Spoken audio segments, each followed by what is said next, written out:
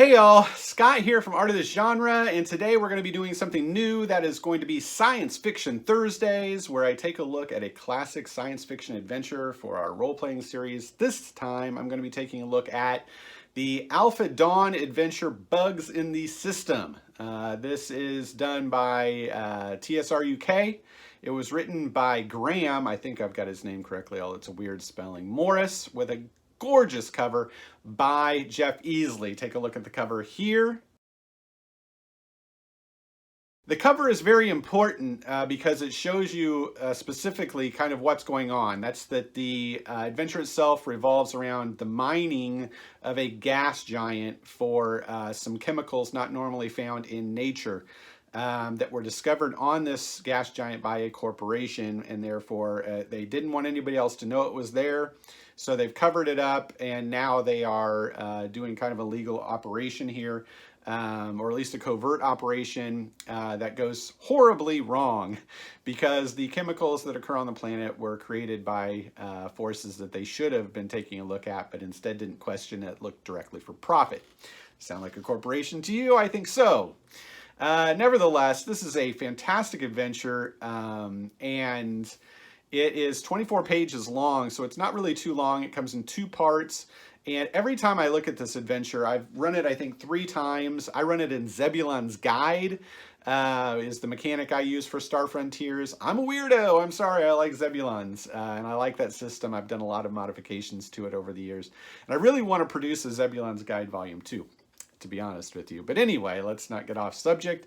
This is a great adventure, 24 pages, and it's going to lend itself to classic horror, science fiction horror. Every time I run it, I think of John Carpenter and some of the things that he's done, especially The Thing.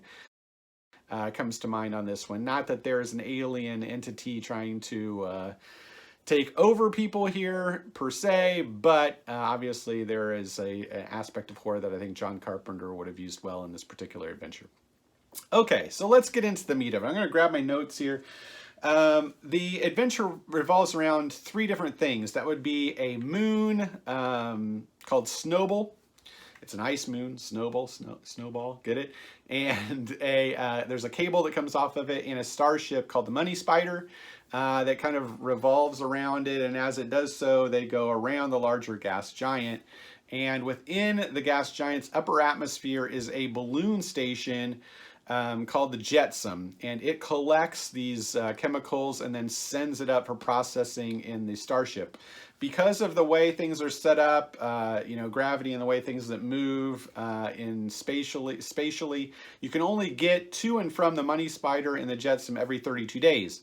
So there are 32 teams, there are 2 teams, the Alpha team and the Beta team. They switch off, having 32 days on, 32 days off. There is a automated shuttle that will go back and forth between these 2.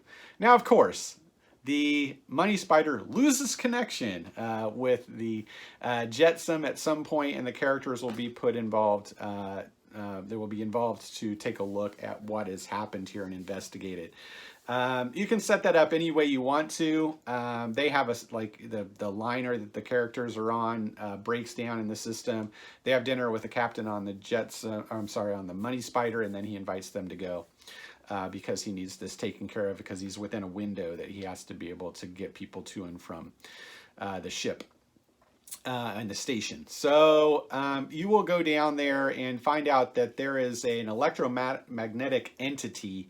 It's not really intelligent, but it is alive, and it's gotten into the jetsam's computer systems, caused all kinds of havoc, and made everything go catastrophically wrong during a very high stress time during one of the storms on the planet, on the gas giant.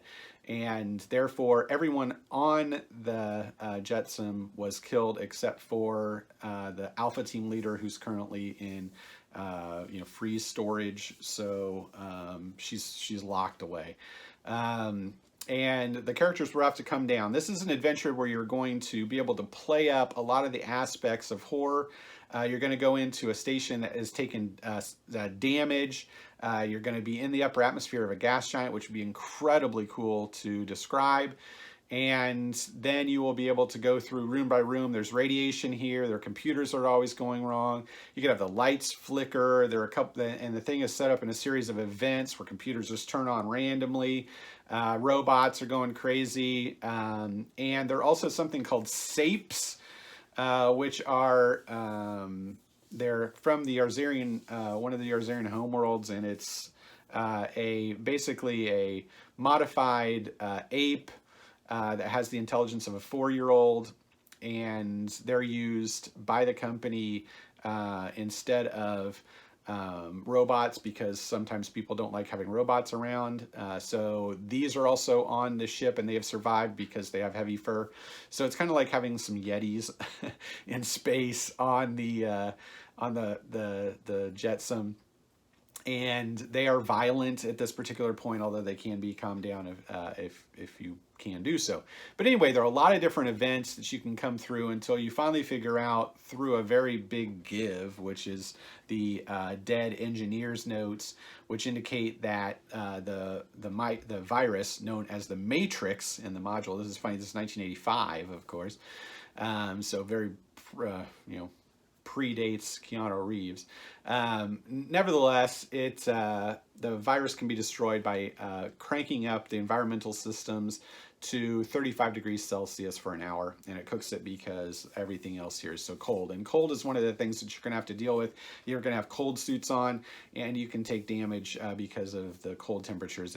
It's at -10 Celsius inside the ship, and the virus doesn't want it to be moved up higher than that. So you're going to need a computer programmer. That's one of the reasons that I really like this adventure with Zebulons, because you have more skills available to you, especially computer-wise, to try to hack and get in and fight this computer virus. And then once you do so, after the 32 days, get everything taken care of, you go back up to the Money Spider, and that's when everything really hits the fan.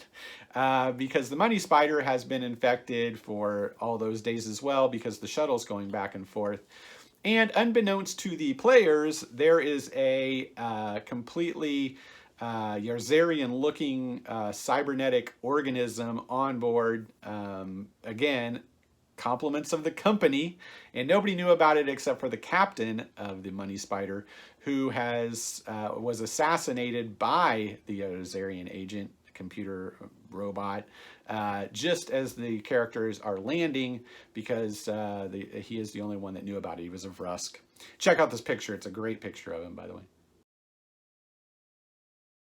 So once you've got that taken care of, and you're re-locked in, you can see that you're going to have to go through a series of events. I think there are 10 more events in this particular module, where it's like a murder mystery where the Azarian is trying to kill off all living creatures on the ship and going through it systematically.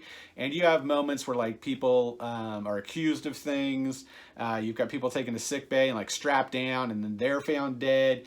There's body switching and shuttles launching, and it's a really, really well done adventure for not having a lot to it, which is to say, I think it can be easily run by the DM. It's not going to take your characters to be, House MD to figure this stuff out. But it still gives you an opportunity to do a combat, because they're robots and all kinds of other stuff going on. And then you've got the murderers, cyborg robot that's the end game here as well. So that makes the second part of the adventure. I think it's grand. I absolutely love it. And again, you play it up, people get paranoid, they cannot sleep, they're worried about everything. That it's set up so the captain of the new captain of the Money Spider, looks to be the one that's involved in everything points to them. You're accusing people of stuff. I imagine the Thing movie where everyone's on the couch and strapped down. Kurt Russell is like, investigating their blood, that kind of thing. So anyway, it's very, very well done. And it's not something that you normally see, I think, done this well. In most science fiction modules. This is my favorite module in the Star Frontiers series. And only a couple notes that I have. dealing with it.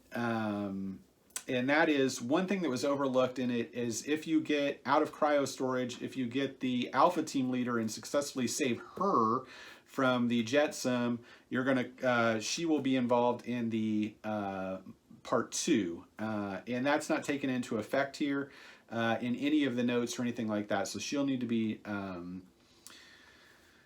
dealt with as the DM, so you're going to have to deal with that once you get back to the Money Spider, because the sub-captain does not want to believe that the Matrix exists or there was a computer virus, and so this is something that you need to deal with. Either the Alpha team leader didn't know, or the Alpha team leader could also go against the party as well, saying, "Oh, this didn't happen. It was just a storm that really cost us all this damage," because the Alpha team leader put themselves in cold storage almost immediately when the catastrophic failures started to happen.